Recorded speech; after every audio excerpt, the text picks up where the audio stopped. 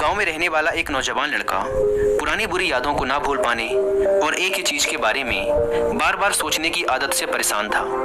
अगर उसे कोई कुछ कह देता या फिर उसके साथ कुछ थोड़ा सा भी गलत हो जाता तो वो बस उसी एक घटना के बारे में पूरे दिन सोचता रहता। वही बात उसके दिमाग में हर समय घूमती रहती। फिर वो या तो अपने साथ हुई किसी बुरी घटना के लिए अपनी किस्मत और भगवान को कोसता रहता या फिर अपने मन में उस इंसान से बदला लेने के ख्याली पुलाव बनाता रहता जिसने उसे कुछ कह दिया था या उसके साथ कुछ गलत किया था। अपने इस ज़्यादा सोचने की आदत की वजह से ना तो लोगों के साथ उसके अच्छे रिश्ते थे और ना ही वह किसी काम को अच्छे से कर पाता था।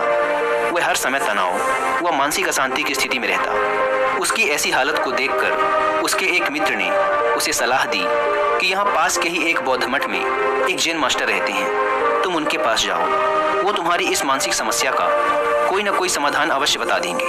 वह नौजवान लड़का जैन मास्टर के पास जाता है और अपनी समस्या उन्हें बताता है कि कैसे वो एक ही घटना के बारे में बार बार सोचता रहता है और पुरानी बुरी बातों व यादों को भूल नहीं पाता।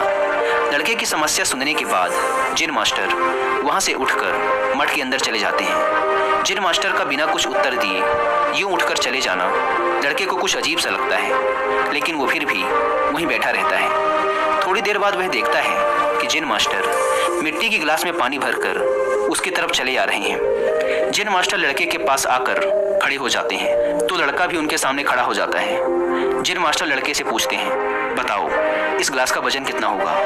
लड़के ने कहा, मैं एकदम सटीक तो नहीं बता सकता, लेकिन इस गिलास का वजन बहुत ही कम है। अब जैन मास्टर ने गंभीर होकर कहा, मेरा प्रश्न ये है कि अगर मैं इस गिलास को थोड़ी देर तक ऐसे ही पकड़कर खड़ा रहूं तो क्या होगा?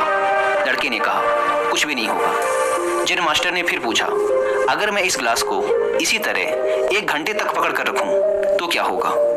आपके हाथ में दर्द होना शुरू हो जाएगा। लड़के ने कहा। जैन मास्टर ने फिर प्रश्न किया, अगर मैं इस गिलास को ठीक इसी तरह पूरे दिन पकड़ कर रखूं तब क्या होगा? आपके हाथ में बहुत ही भयंकर दर्द होना शुरू हो जाएगा।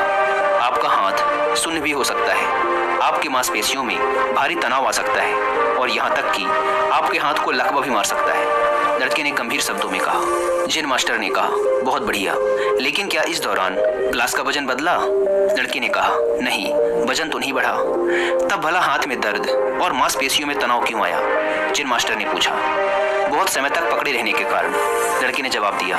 जैन मास्टर ने फिर प्रश्न किया, अब इस दर्द से छुटकारा पाने के लिए मैं क्या करूं? गिलास को नीचे रख दीजिए।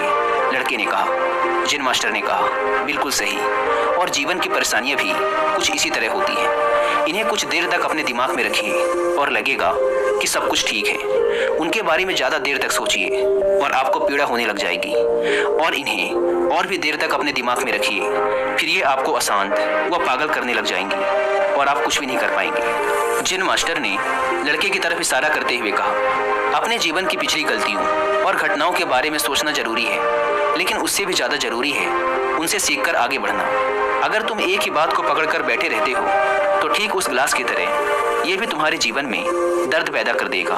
अगर तुम आज अपने अतीत को लेकर बैठे रहते हो तो ये आज भी तुम्हारे हाथ से निकल जाएगा और फिर तुम भविष्य में इसके लिए पश्चाताप करोगे। तुम अपने अतीत के लिए जैसा इंसान बनना चाहते हो या फिर जिन गलतियों के लिए पश्चाताप कर रहे हो तो तुम आज से ही वैसा इंसान बनने का प्रयास करो और कोशिश करो कि आज तुम वैसी गलतियां ना करो जिसके लिए तुम्हें भविष्य में पछताना पड़े।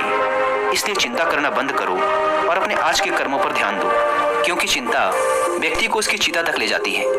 दोस्तों, चिंता करने की आदत को छोड़कर एक खुशहाल जीवन कैसे जिया जाए, इस पर विश्व प्रसिद्ध लेखक डेल कार्नेगी ने एक बहुत ही अच्छी किताब लिखी है जिसका नाम है how to stop worrying and start living, यानी चिंता छोड़ो, सुख से जियो। अब तक 10 मिलियन से ज़्यादा लोग इस किताब को पढ़ चुके हैं, और अगर आपके पास इसे पढ़ने का टाइम नहीं है तो आप हिंदी में इस पूरी किताब को सुन भी सकते हैं कुक एफएम ऐप पर। इस किताब में चिंता करने की आदत से छुटकारा पाने के कई सारे तरीके बताए गए हैं। मैंने भी